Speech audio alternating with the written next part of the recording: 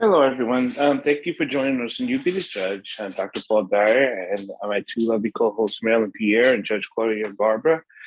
We'd like to thank everyone for joining us every Wednesday from 6 to 7 p.m. to share your time and your spirits and all the things you're doing and going through. Um, I do want to apologize for not being on camera. I will have to, I don't state this publicly, but I have had a tragic loss on New Year's Eve, and it is taking a toll on me. But I know that this is important to me. It's important to Maryland. It's important to Judge Claudia Barber that we continue this important podcast show to let everyone know that we are constantly working for the betterment of community, relationships, and the global world. So I just want to say it's very important that you guys are here, and thank you, Marilyn, for being such a strong partner and supportive of everything that we have done and will continue to do. So thanks, Marilyn, for holding down the farm right now. Well, you are welcome, and I just feel so bad for your loss, and I don't know if you want to share it with everyone. So my service dog, who did a lot for me, service animal, me being a vet, it was more than just a pet, but he was killed on New Year's Eve. Oh, And so it's just been it's been a thing. So but so that's what's going on with me. But so there's a lot of other things tied up in that too. So but that's the thing. Marilyn knows Addie very well, and Addie loves to go to different parades and things like that. So yeah, Addie was really a really nice, beautiful, interesting dog, and and like you said, he wasn't just a dog; he was a friend. I remember seeing lots of pictures of you and Addie and videos with Addie accompanying you on your walks and you talking about how much Addie means to you. So I am really profoundly sorry for your loss. And if there's anything that we could do to help, please let me know. And I don't know if you could read the chats, but people are putting their condolences in the chat for you. no, no, I'm not going to read the chat. But again, that's why I, you know, here's the thing. When we go through things as a person, we go through things as a community. And so when we talk about rights, human rights, civil rights, living rights, all those things, it's very emotional to why we do what we do, and it's not just it doesn't just affect one, it affects the many. And I think when people realize the work that we must do, continue to do, to affect the many with the work we do individually, and realize how important it is that we continue to. This is not a fight. This is a passion of love for community and people and humanity. And I think if the collective understood that, they would realize that we're not just barking at the moon because something is wrong, but it's wrong for so many people. Yes. And it's not, and I think that is not understood. So I think that's why the show is so important. That's why I really love this show and the other shows we do. So thank you. Well, thank you, because you have been a steadfast partner as well. And it was your great idea to start doing this. I enjoy doing it. I enjoy talking to people. So you give me the opportunity to expand myself as well. So thank you very much. We really appreciate it. We see that our special guest is here, Mr. Larry Rubin. And if you guys give me an opportunity, I will read Mr. Rubin's bio, because it is so interesting. So let me go ahead and read the bio. Larry Rubin was a student nonviolent coordinating committee, or SNCC. We've heard of SNCC. He was a SNCC organizer between 1961 and 1965. First in Southwest Georgia, and then in Northern Mississippi, working in support of African Americans who were risking their lives to attempt to register to vote. He helped organize Mississippi Freedom Democratic Party precincts, helped Black tenant farmers exercise their rights, and helped Black and white workers gain the right to vote for a union. For 45 years, Mr. Rubin worked in the labor movement as an organizer, speechwriter, editor, and political advocate. He was also a reporter for the Dayton Daily News, a speechwriter for the U.S. Department of Education, and served 4 terms on the Tacoma Park, Maryland City Council. As a staff member of the National Jewish Community Relations Advisory Council, he focused on African American/Jewish relations and did the same for the Philadelphia Urban Coalition. Mr. Rubin has been an advisor to and active in DC Operation Understanding, building bridges in Philadelphia, and other groups in DC and Baltimore building bridges between the Black and Jewish communities. For over 60 years, Mr. Rubin volunteered to work with various projects with Russ College and HBCU in Holly Springs, Mississippi.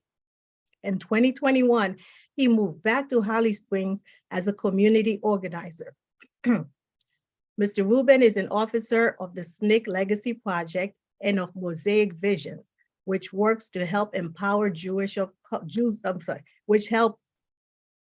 let me start over again. He is an officer of the SNCC Legacy Project and of Mosaic Visions, which works to help empower Jews of color, a fast-growing demographic within the Jewish community. Ladies and gentlemen, please help me welcome Mr. Larry Rubin. Yay! Mr. Rubin, you are on mute. First of all, I want to add my condolences to those of others. I understand what it's like to lose a beloved member of the family, and pets are just that. I understand what that does to you. And I want to thank Marylin and Mike Tabor for inviting me today. I understand that mostly you speak about local Montgomery County issues.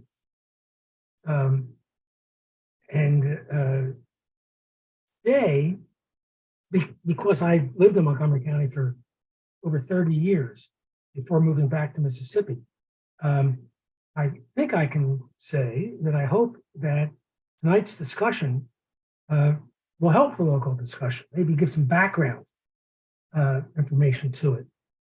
I'm familiar with the issues in Montgomery County, the cemetery issue, other issues. I'm also very aware of the rising anti-Semitic attacks that are happening now.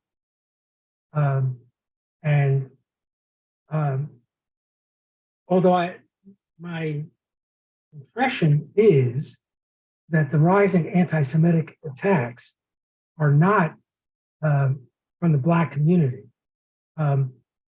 It's all a piece. When I say attacks, I'm talking about scrolling on the, I forget which high school it was recently, Jews aren't welcome, things like that. In any case, let me begin my story. I want to try to adjust this a little bit. Where you see, well, okay, I give up. I guess I look the way I look. No, you look terrific. I think, don't you think so, Susan? Yeah, see, Susan is saying yes, she thinks so, and so is Sandra. Yeah. Holly, Teresa, Martha, you guys want to get in on it? All I see is this old guy. And I mean, I'm about 18 years old. So I mean, I don't know who that guy is. But anyway, what I plan to do is talk to for about 10 minutes and then shut up. And then let's have a discussion. When dealing with Black-Jewish relations in general, first of all, it's important to understand that we're talking about communities. we're not talking about organized groups. There are organizations within these communities, Black communities and Jewish communities, but it's, excuse me, it's hard to make generalizations. As a matter of fact, one of the things that I learned in college was that all generalizations are false. You have to think about that. Including that one? Well, that's the point. Thank you. Jews and Blacks in this country, well, no, let me start where I left off. It's important to realize, too, that within the Jewish community, there are several major divisions. And again, it's hard to generalize, but the first wave of Jews came to this country really during the founding of the country.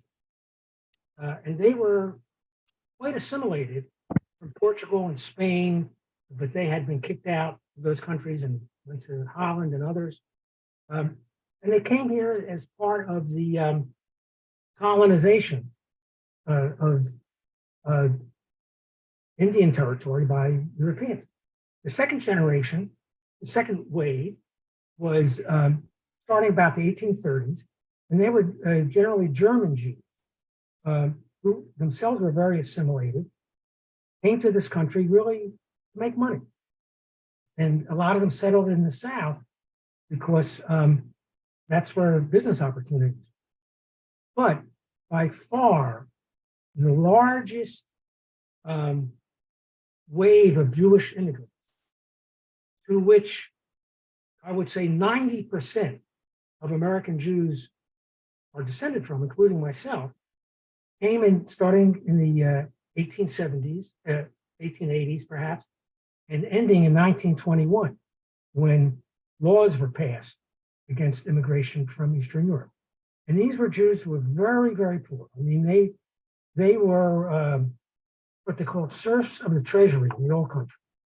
And when they came to this country, they came to save their lives. They didn't come for religious freedom. You know, most, as a matter of fact, just the opposite. Many of them believed that they couldn't really practice their religion outside of their own little shtetls, but they had to leave to save their lives because the Tsar was killing them. So they came to this country and moved to New York and to big cities because that's where jobs were. And they met a new immigrant wave from the South, who were largely African Americans, who were coming to these to the big northern cities for the same reason, really to save their lives. This was the end of Reconstruction. This was the beginning of the Ku Klux Klan. This was the beginning of tremendous oppression in the South. And this was the Great Migration, Great Northern Migration. Heat of Other Suns and such, which there are a lot of books about. And the two groups met in New York and other cities. And I wonder that what they made of each other. I mean, Jews came and they couldn't speak English. Most of them were illiterate, actually, even in their native language, which was Yiddish. And Blacks ran into this group that looked white, but didn't consider themselves white. You ask any of them, what are you? They would say, we're Jewish. And from the point of view of the Jewish community, they saw the Black community and maybe they couldn't understand what they were saying, but they did understand one thing, that they were Goyim, just like everybody else. There was different kinds of Goyim. There was Italians, and there was Blacks, and there was Irish, and there was Slovaks, and several others. And then there was us. You know, we were just different. But to most Jews, Blacks were not all that different from the Irish or anybody else. They were Americans that were not Jewish. And that was the vast majority. But something else was happening too.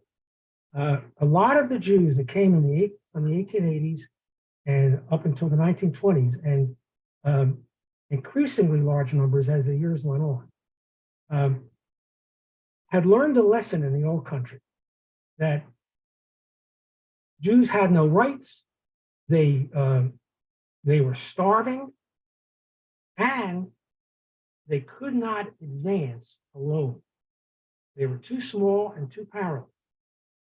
And they needed to join with others. And in the old country, they did. And a disproportionate number became socialists and communists and anarchists, because this is what was happening. And these were the groups that they joined. And among Blacks, around the same time as that we're talking about, which is the early 1900s, Blacks were organizing politically. Blacks had always been organized and had always been fighting from 1619 on. But in terms of building political power, this was more or less the beginning of it. And the two groups recognized each other, and Jews recognized that they, as Jews, could not advance without allies. And the best ally they had to change the nation, become more progressive, was the Black community. And they realized that as the Black community had made progress, the rest of the country had made progress. So Jews helped form the NAACP. They helped form other Black organizations. And there was what you might call a Black Jewish coalition starting to be built in the 19 teens and 1920s. And it found probably its best expression within the labor movement, where unions across the country were organizing on a integrated basis, and particularly in the South, the steelworkers organized unions, locals, Black and white together, and Jews were very much involved in that. The only thing is that neither Jews nor the other white elements within these movements quite understood where Blacks were coming from, the burdens that Blacks had. A lot of Jewish people sort of overemphasized the similarity. Jews, after all, were white. Now, we didn't consider ourselves white. If you ask any Jewish person, when I was growing up in the 1950s, and I grew up in a very poor Jewish community. I didn't realize we were poor, but I grew up in the slums of Philadelphia. What are you? You would say Jewish. Well, aren't you white? Well, we said, yeah, we're white, but we really would not understand the import of that question.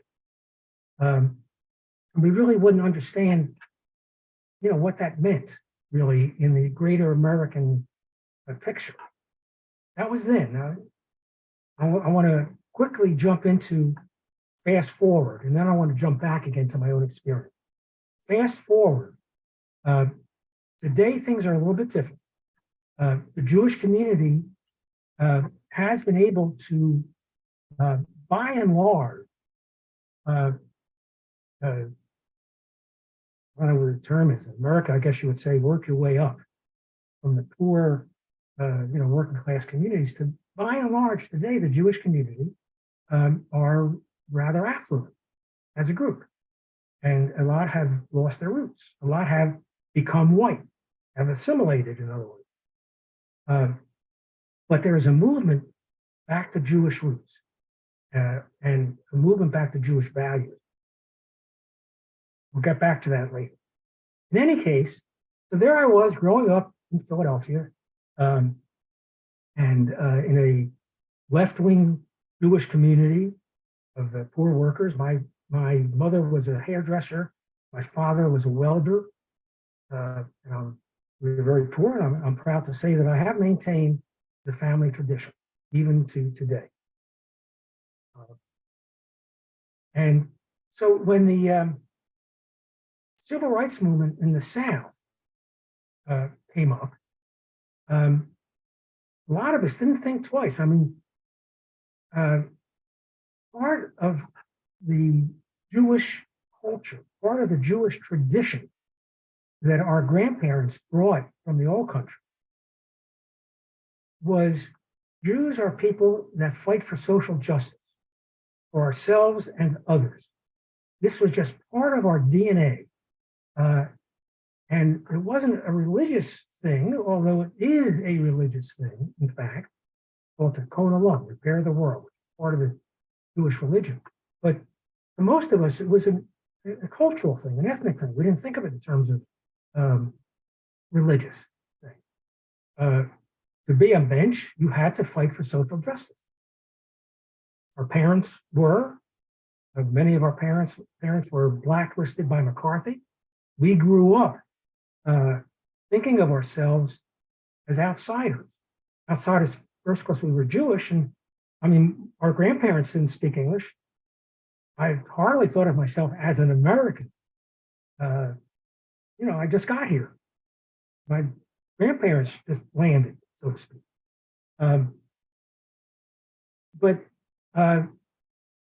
There was the tradition of fighting for social justice. There was, in the 50s, we were just learning the full scope of the Holocaust. And we were just learning what tremendous danger we were still in as Jews. And we recognized that Black people were faced with that same danger in the 50s because all the gains that had been made during the New Deal were being lost because of voter suppression laws. And the government was being run by these Southern racist sons of bitches that became the chair of every congressional committee. And they were undoing everything that my parents were fighting for, our parents were fighting. And one of the reasons they were able to do this was because their constituents, in many cases, the majority of them, could not vote. So we figured that if we helped the voter registration movement, Black people would vote out of office these right-wing bastards and would help all of us. So we went south. And it was on that basis. I always tell the story. If you ask the average white person that went south to work for SNCC, why did they go south? Most of them would say something like, we were taught in grade school that America was a land of the free and a home of the brave and everybody was equal. And then we saw on television Bull Connor turning fire hoses on Blacks that were just trying to register to vote. And so we went south to try, and we were shocked. I mean, we were shocked at this. So we went south to try to make the American ideal real. Well, I was not shocked by those sites, and neither were really most of the Jewish volunteers. We might have even said something like that if asked. If we didn't have the words that I'm now using, we didn't have the full self-understanding. But I didn't go because I was shocked that America was not living up to its ideal. I knew capitalism sucked, and I knew that America had never lived up to its ideal, and that's just what America was. And it was just like in Russia. And having recognized that, our goal was to fight, to change it, to change the country, ideal or not.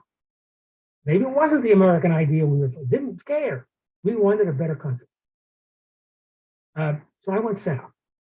And I first went south working for Southwest Georgia Project, which at that time, 1962, was the only project in SNCC that would allow whites to work.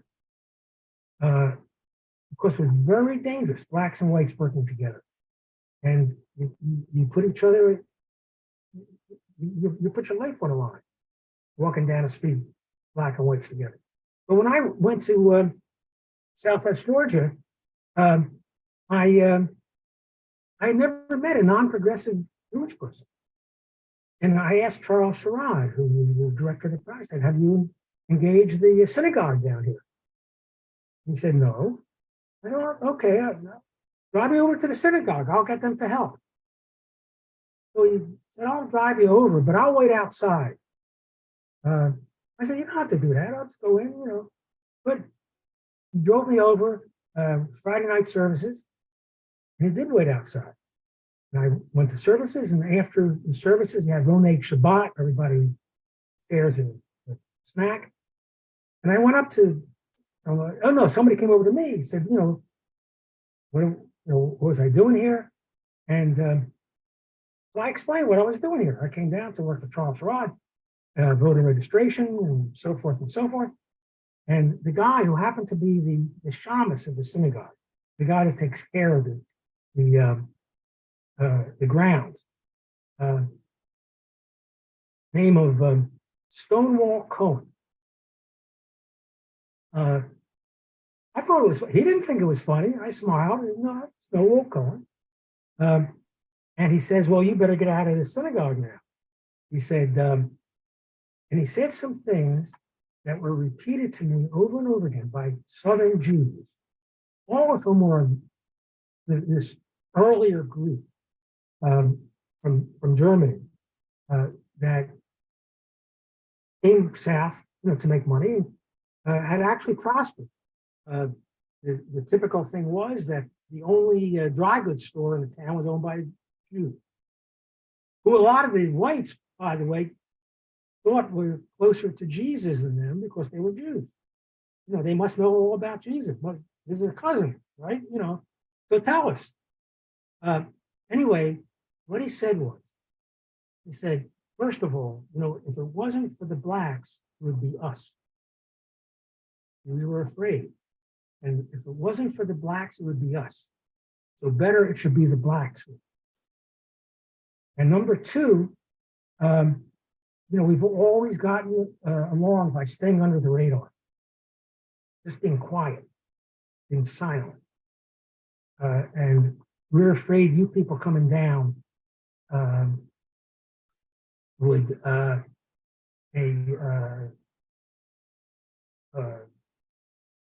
as Jews would turn the spotlight on.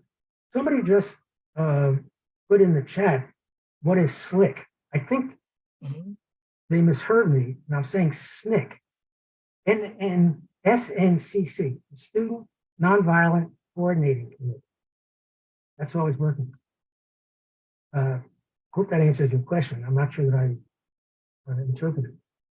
In any case, that was my first lesson about being Jewish in the South. The second lesson was this. We lived with a very brave lady. We, being myself and two other SNCC organizers. We lived in the rural area around Albany, Georgia. Her name was Dolly Rain. Everybody called her Mama Dolly. Very brave for taking us in. And by the way, she and like most of the local people that we worked with allowed us to be nonviolent on account of they had shotguns at their door. Anybody came up to their door was met with that shotgun. You could sit in the back room and be nonviolent. They protected us. And I noticed very early that the Black people that I was working with responded to me like I was just another white person. Yasser, Mr. Larry, I would go and I learned early on that part of my job was to be white and show both the white communities and the Black communities that whites were not in charge. The Blacks were. These were whites. We were working for a Black organization. So we would go to homes, knock on doors to talk about voter registration. I didn't say anything.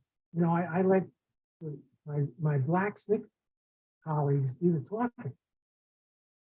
to show that they were in charge, and I was just standing there. But that didn't quite work either. Black folks would look at me. And at first, I tried to explain, as I tried to explain to Mama Dollar, who I was living with, that I wasn't white the way they were used to thinking of whites. I just didn't come from that. You know, it was uncomfortable for me to be called sir and all that. But it just didn't work. People just didn't understand. They thought I was trying to, I don't know, get out of something, not feel guilty about something. There was no room within the civil rights movement at that time to discuss Jewishness and how we were different. I just gave up. And for 5 years, I just didn't talk about it. I was just another white guy doing the best I could within the Black movement. There was literally no room to talk about being Jewish. And if you did, it was diversionary anyway, because part of what we were trying to do was build Black self-empowerment. And that meant building, helping Black people feel self-empowered and overcoming 400 years of brainwash. Most Black people just automatically, for example, stepped off the sidewalk if a Black person was walking in their direction, because that's what they were trained to do. They did it automatically, or bow their heads, or scratch their head, you know. And we were working against that. So in a way, having, you know, a white person in their midst, well, first of all, maybe they didn't feel they had to do that with help, but it just didn't work for a white person to say to them, don't do this. Because they might say, okay, I won't, but that's because you're white and you asked me not to. It just didn't work. And that's one of the things that led SNCC in the end to say, you know, whites need to organize whites, because that's where the problem is in the white community, and Blacks need to organize Blacks. Black self-empowerment.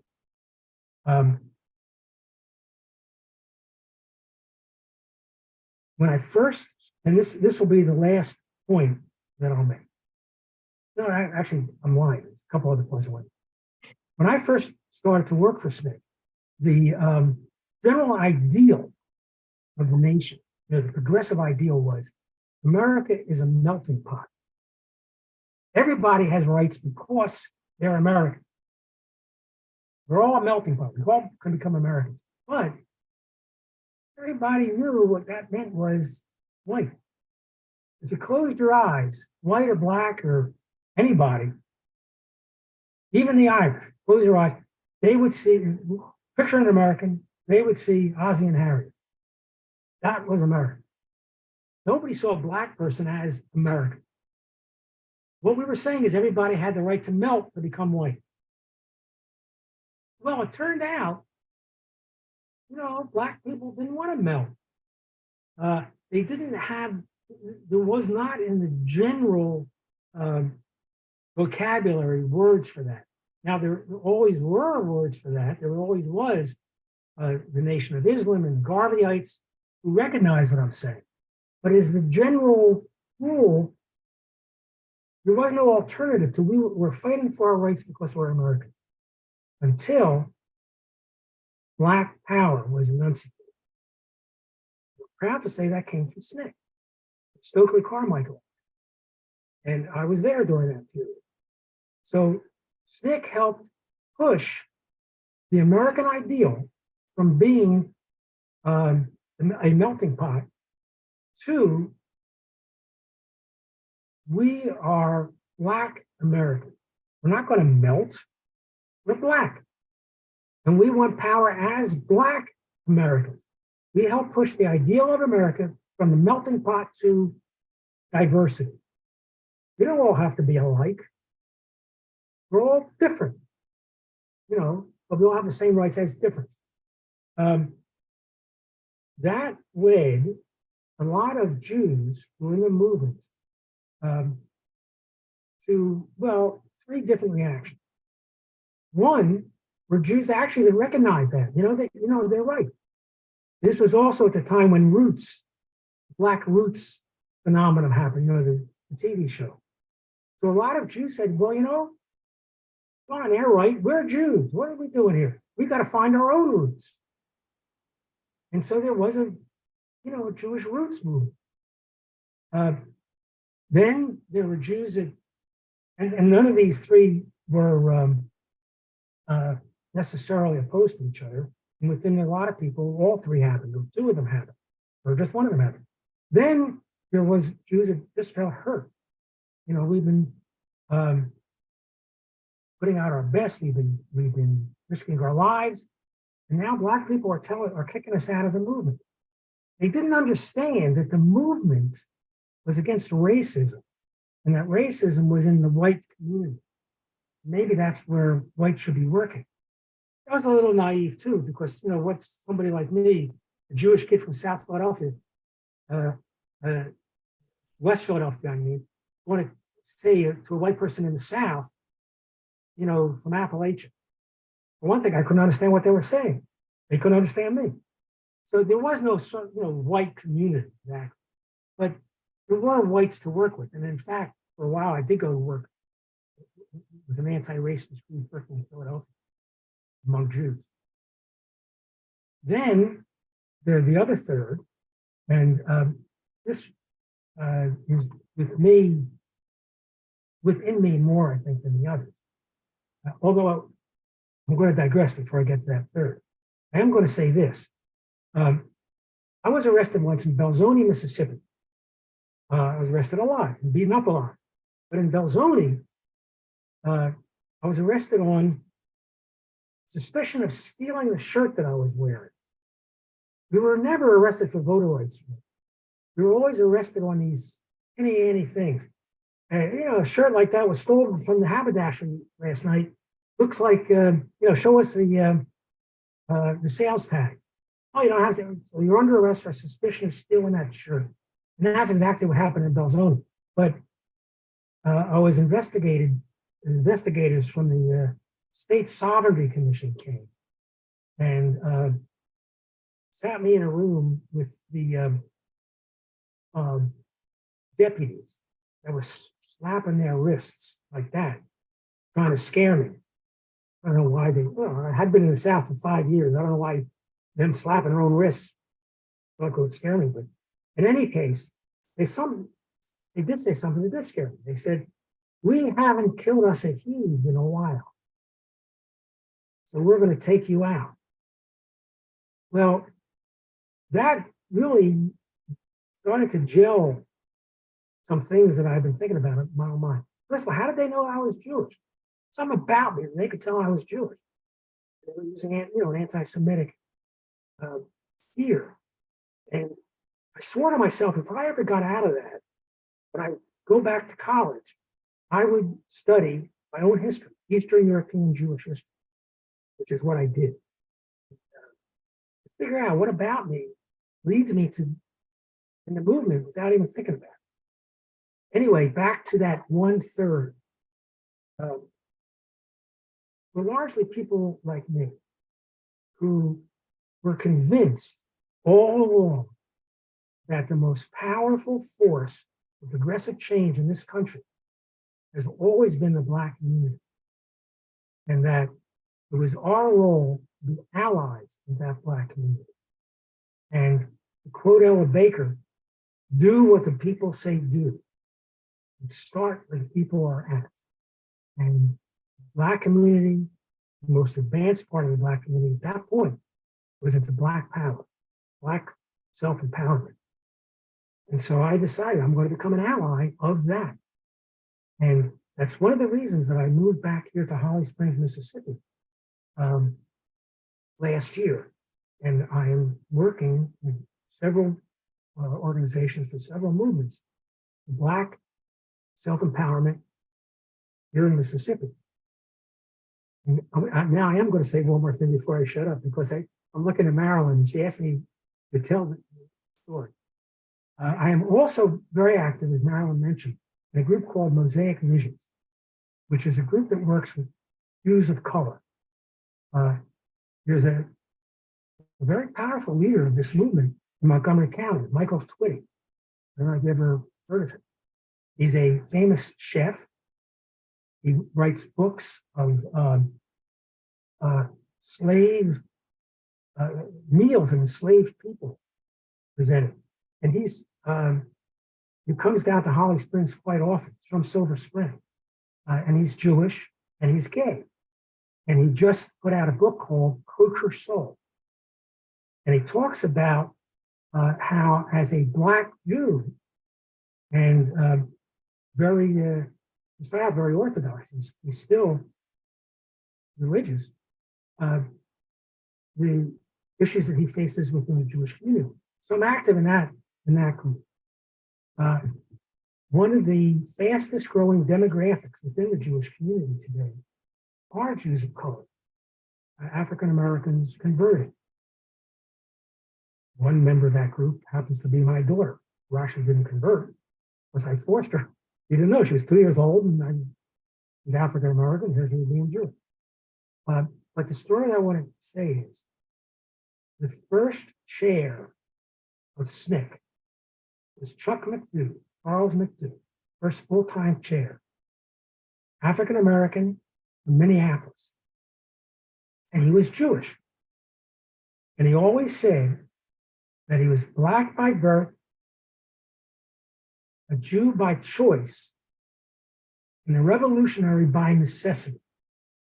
And he always told the story that the reason he converted to being Jewish was because when he first came into the movement, the leadership of the Black faith community, which was and is the most important organized part of the African American community, always has been. Most were very hostile to civil rights. They wouldn't let them have meetings in their churches. But Jews, mostly from the North, he's talking about, were very active in the civil rights movement, working with Martin Luther King. And so he converted to Judaism. Now I will shut up. Thank you. Well, Thank you that for was, engaging me. oh, sorry, I apologize for interrupting, but that was very interesting. So that's why I think everybody was quiet, because we were hanging on to your every word. Yeah, Holly I'm used to Jewish groups where you just interrupt. Well, Holly had a very interesting question, and I thought we could start off with her question, because Holly, do you want to ask your question? Holly? If Holly is not willing to ask her question, I will read it. You're muted, Holly. You're muted. I tried to get it's in the chat, but basically it's embarrassing that I would ask this question because I don't know, but were there any Jews among the founding fathers? Yeah, wasn't the treasurer Judah Benjamin? That was the that's Confederacy. the Confederacy. But you're right. There was a guy, time something, that I'm going to look this up. But it's funny because we think of the founding fathers as being incredibly waspy and incredibly wealthy. So why did they come here if not to improve their lot? You know? Why did the founding fathers come here? Yeah. Oh, well, I mean, actually, I've been doing some study of that very question. And they were British. Their ancestors were part of the British aristocracy that came here to steal land from the Indians and to become super wealthy. And they were given charters by the kings of England to do this. They represented the British Empire when they first came. And the fact is that one of the things that pissed off our founding fathers was they considered themselves as British as anybody else, but they were not allowed to become super millionaires that British people, British whites in Britain were becoming. In fact, it's all summed up in their slogan: taxation without representation. The only people being taxed were rich white people in this country. The average person in this country didn't even notice they were being taxed. They paid 1 shilling a year in taxation. British people pay 26 shillings a year. People being taxed were these rich guys. So they just wanted to become more rich. Also because the British were phasing out slavery. And they needed slavery, to continue in this country. And the British were making signs of being treaties with Indians. And whites in this country just wanted to slaughter the Indians. And by the way, what I'm saying is not actually speculation. If you read the Declaration of Independence, read the lists of complaints, specific complaints against Britain. The British king did this and he did that. What I'm saying is in there very explicitly. Yeah, and I think Susan might want to add something to that as well. I was something different. Tell me, should I go ahead? Yeah, you were talking about taxation, I thought. Go ahead. Me? Yes. No, it's entirely different subject. Oh, then go ahead. You have the floor. First of all, I want to say hi to Larry. I just realized that I know you and haven't seen you for years. Sue Hochstetter. Hello, yes. Um, How have and you been? good, thank you. Very good. I'll get your email address and get back with you. Good. I'm going to, so I'm new to this group, so it's a pleasure to be here. Everybody, Mike is a part of my Jewish group and I've been doing work on combating anti-Semitism, and I'm going to be speaking to a group that's mostly Black at BC. And I'd like, Larry, if it's okay, it was a wonderful history you gave. I'd like to use some of what you talked about. Okay, would you send me your email? Sure. Thanks. Although, wouldn't I be in the list that was sent to everybody? Oh, we send it blind copy. I could send it to you. I'll put it in the chat for you, Susan. And I misspoke, Susan. Thank you for that. It's nice to know that it's such a small world. I've looked back at the really chat do and it it. was Sandra who wanted to discuss the tax issue. Sandra? Yeah, there are a couple of factors here. The founding fathers, as I said, were born in the colonies, and most of them were second or third generations born in the colonies. And basically, they were revolting against the British imposing taxes on them. But also, remember when they started what was it, the Constitution, in order to be a citizen, you had to be 21, white, and a landowner. And that didn't change until quite a bit after that. So, and of course, women didn't get the right to vote until 1920. And then, of course, African Americans got the full vote with Johnson's Voting Act in 1964. But it's a very complicated. I was a member of CORE, by the way, Congress of Racial Equality in Syracuse, New York. And yeah, and I did not go south for a variety of reasons. I was chair of the CORE Housing Committee, and we integrated housing in Syracuse and other areas in the state of New York. But aside from that, the whole subject is very complicated, and getting into, of course, slavery was a whole economic issue.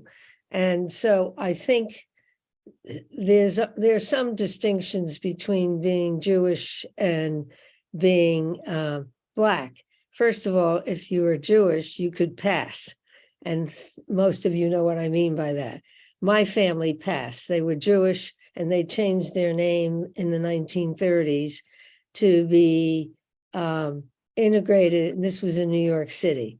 They were part of what Larry said. My family were socialists, And my dad worked in the garment industry and was one of the founders of the International Ladies Garment Workers Union. So I'm aware of that. But and I had African American kids in my classes in New York City, so it was not an unusual thing. But there is a difference, because if you're Black, it's hard to pass, although many did pass who were very light-skinned. But there were different restrictions. And I don't think we can forget the economic implications, particularly of slavery. It was really an economic institution. Cotton was king, remember, in the South.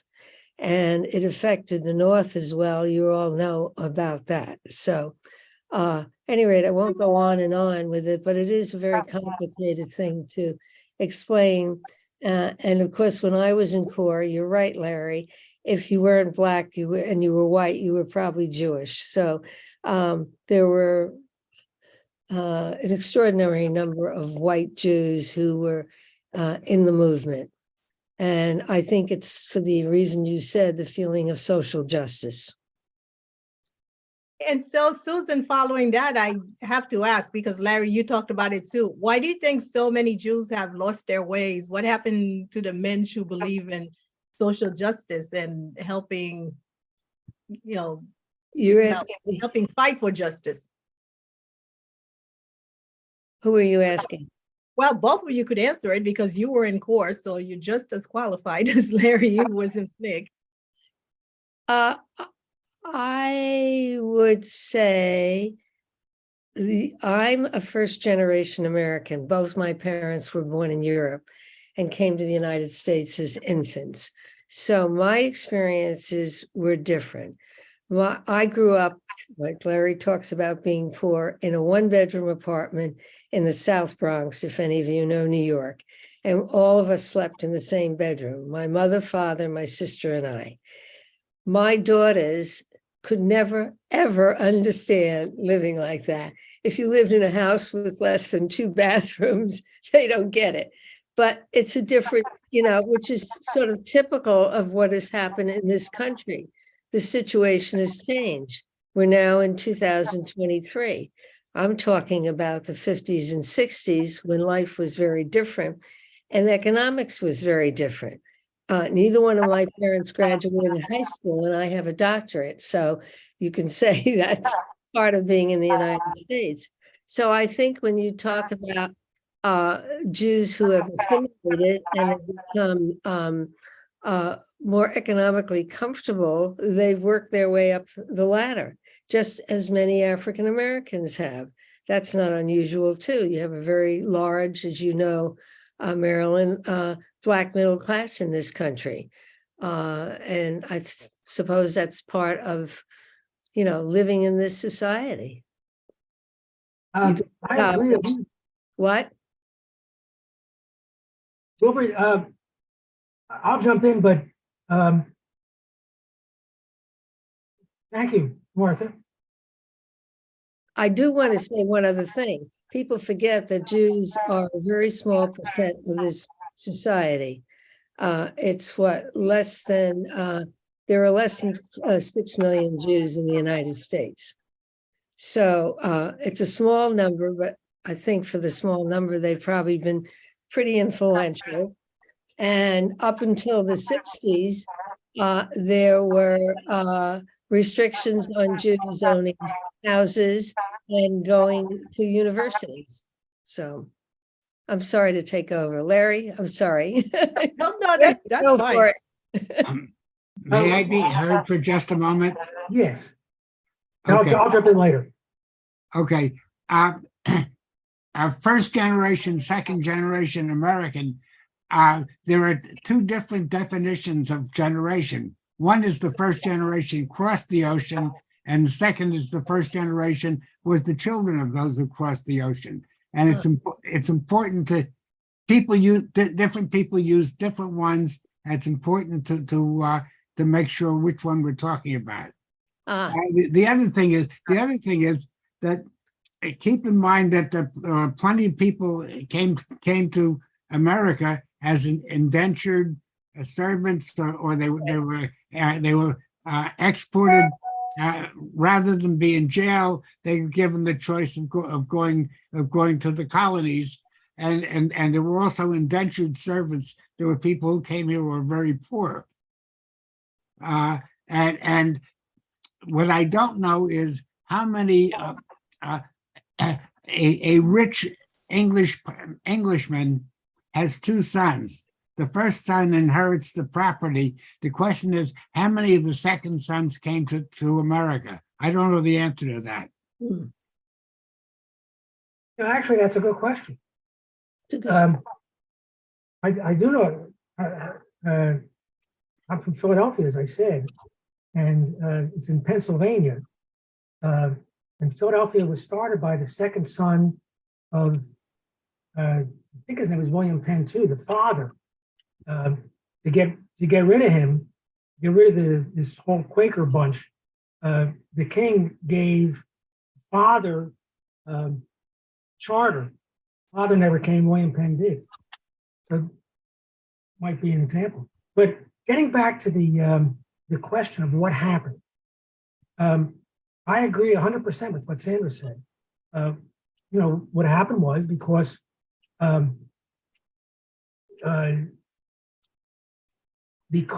this country was set up in many ways to de-emphasize class. Remember, Europe, if you ask the average working person in England, what are you? They would say, we're a worker. That's true today, and it was true in the 1700s. If you ask the average working person in America, what are you? They would probably define themselves mostly not in terms of their class, but in terms of their ethnic group or race. And that was part of the genius of these boys that set this country up. They were just understanding their role of class, and they didn't like it. So what happened between the Jewish and Black communities, and I would recommend the book. Can you see this? No. Bring it back. Okay. Oh. How Jews became white folks. Yes, how Jews became white folks. It deals with this question that we're dealing with. And basically, the answer is, in this country, in order to advance, you had to become white. So Jews did have that option. And they went through a lot of changes because they came over thinking of themselves as Jews, not white or anything else. But they did advance. And so now we're at the fourth, fifth generation Jews who were able to advance. And a disproportionate number of Jews are now affluent. And a disproportionate number of Blacks are still poor. And so the common interests between them seems to be less. But there is another phenomenon happening. And there's a couple pieces to it. Holly, why don't you, Holly? Yeah. I just want to say how strange the world is. I just want to start with that point. I'm sitting next to someone whose father was a Methodist minister, but my first husband, I would say my late great husband, but he would have said of blessed memory, okay, who died in 1997, called out Jews for being anti-Semitic. And the response was, I can't be anti-Semitic, I'm Jewish. And he said, what